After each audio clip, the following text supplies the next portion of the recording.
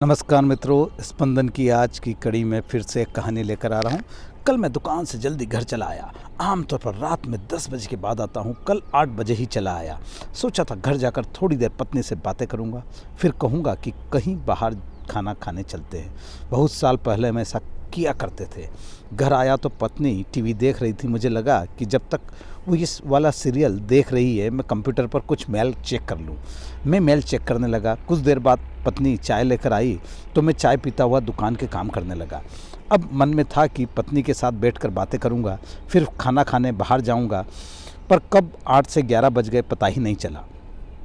पत्नी ने वहीं टेबल पर खाना लगा दिया।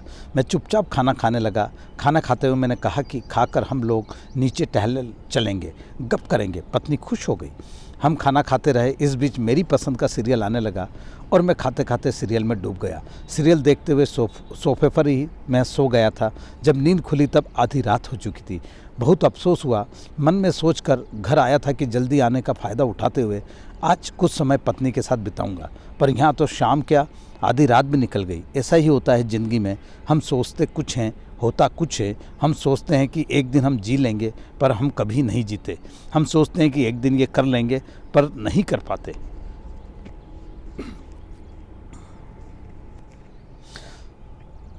आधी रात को सोफे से उठा, हाथ मुंह धोकर बिस्तर पर आया तो पत्नी सारा दिन काम से थकी हुई सो गई थी। मैं चुपचाप बेडरूम में कुर्सी पर बैठकर कुछ सोच रहा था।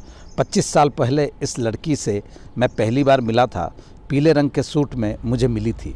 फिर मैंने इससे शादी की थी। मैंने वादा किया था कि सुख में दुख में ज़िंदगी के हर मोड़ पर मैं तुम्हारे साथ रहूँगा। पर ये कैसा साथ। मैं सुबह जागता हूँ, अपने काम में व्यस्त हो जाता हूँ। वो सुबह जागती है, मेरे लिए चाय बनाती है। चाय पीकर मैं कंप्यूटर पर संसार से जुड़ जाता हूँ। वो नाश्ते की तैयारी करती है, फिर हम दोनों दुकान के काम में लग जाते हैं। मैं दुकान के लिए तैयार होता हूँ, वो साथ में मेरे लंच का इंतज़ाम करती है, फिर हम दोनों भविष्य के काम में लग जाते हैं। मैं एक बार दुकान चला गया तो इसी बात में अपनी शान समझता हूँ कि मेरे बिना मेरा दुकान का काम नहीं चलता। वो अपना काम करके डिनर की तैयारी करती है। देर रात में घर आता हूँ और खाना खाते हुए ही निढाल हो जाता हूँ। एक पूरा दिन खर्च हो जाता है जीने की तैयारी में। वो पंजाबी सूट वाली लड़की मुझसे कभी शिकायत नहीं करती। क्यों नहीं करती मैं नहीं जानता, पर मुझे खुद से शिकायत है। आदमी जिससे सबसे ज़्यादा प्यार करता है, सबसे कम उसी की परवाह करता है। क्यों? कई दफ़ा लगता है कि हम खुद के लिए अब काम नहीं करते। हम किसी अज्ञात भय से लड़ने के लिए काम करते हैं। हम जीने के पीछे सब कुछ छोड़ देते हैं।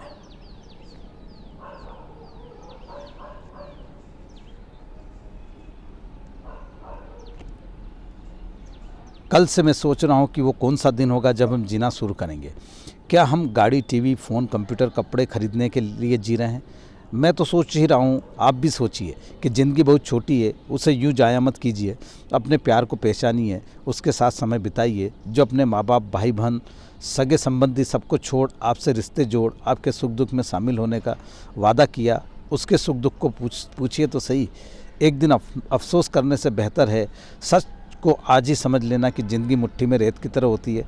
कब मुट्ठी से वो निकल जाएगी पता भी नहीं चलेगा। धन्यवाद।